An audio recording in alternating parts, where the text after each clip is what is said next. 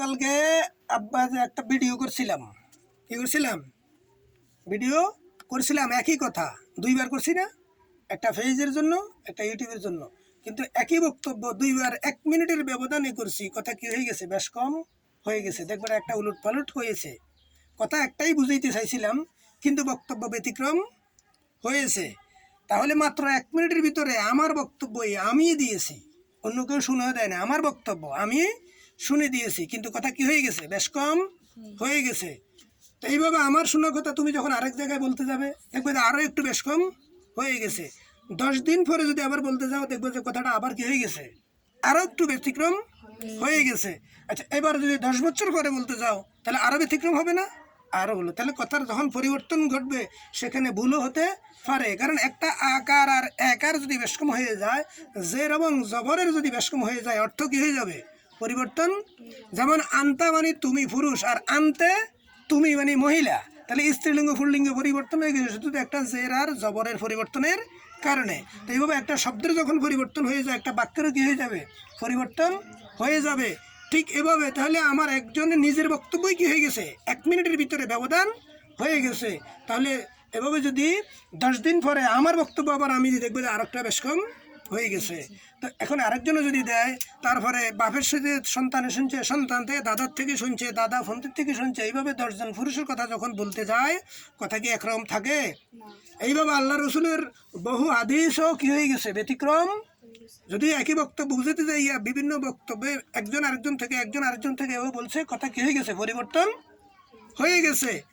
তো সেই কারণে এইগুলোর সুযোগ নিয়েও এখন বহু ভিন্ন ধর্মী মৌলবীরা, যারা রসুলের শানের বিরোধী, অলি আল্লাহর বিরোধী, আহলে বাইতের বিরোধী, ওই সময়ে বংশপুত্রে যেমন ওমাইয়া আব্বাসীয়দের রাজত্বকালে বহু মৌলবী তাদের তৈরি করা, তারা কি করেছে? এমন কিছু হাদিস রচনা করেছে, ওই যে রসুল বলেছে ঠিক আছে, একটি কথাকে বুঝাইতে যাইয়া ব্যতিক্রম হয়ে গেছে ওই কথাটি। আজকে এই জন্য এই ধরনের কিছু হাদিস নিয়ে আমাদের সমাজে আজ আমরা কি আছি? বিভ্রান্তিতে আছি। এক এক মৌলবী এক একভাবে বুঝায়।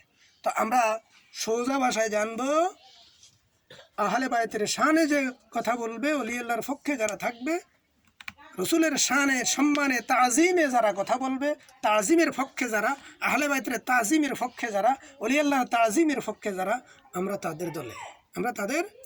এর বাইরে সে আন্তর্জাতিক যত মানের বক্তা হোক, আমরা তাদের মানি না, তাদের কাছে কোনো কিছু শুনতেও চাই না। কথা ক্লিয়ার?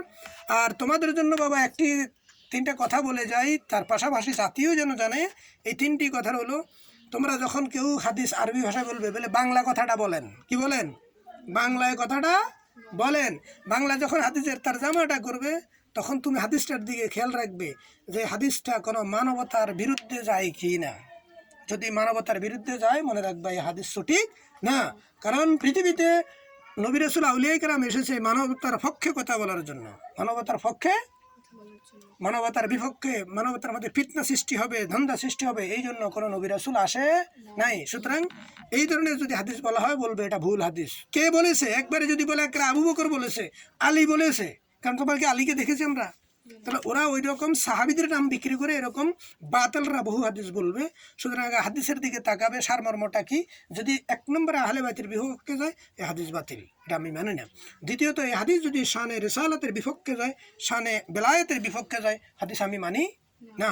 যে হাদিস শানে বেলায়েত অলি আল্লাহর বিপক্ষে যাবে, ওই হাদিস আমি মানি। কেন মানি না? এটা রসুলের হাদিস না। রসুল কখনো মানবতার বিপক্ষে কথা বলবে না, বলে নাই। রসুল কখনো আহলে বাইতের বিপক্ষে, নিজের বিরুদ্ধে, নিজের আহলের বিরুদ্ধে কি কখনো কথা বলে? তাহলে যদি আহলে বাইতের বিপক্ষে যায়, ওই হাদিসও আমি মানি না। মানে বলতো কেন মানি না? এটা রসুলের হাদিস না, এটা রসুলের নামে বানানো হয়েছে। এইগুলোই কি, এইগুলো জাল হাদিস, বুয়া হাদিস রসুলের নামে বলা হয়েছে। যেমন আরেকটা, রসুল কখনো আহলে বাইত অলি আল্লাহর বিপক্ষেও কথা বলবে না। সুতরাং এই ধরনের হাদিস যদি কেউ বলে, আমরা সে হাদিস মানি না, কারণ এটা রসুলের হাদিস না। তাহলে কি বুঝলাম? রসুল মানবতার বিপক্ষে কথা বলে নাই, রসুল শানে বেলায়েতের বিপক্ষে কথা বলে নাই, শানে রিসালাতের বিরুদ্ধে কথা বলে নাই। এই ধরনের হাদিস যদি কেউ বলে, এটা রসুলের হাদিস না। কথা ক্লিয়ার? কথা বুঝতে পারছি? এই জন্য আলেম হুজুর মালানা বেশভূষা পোশাক দিয়ে আমরা এদেরকে ধার্মিক মনে করা যাবে না।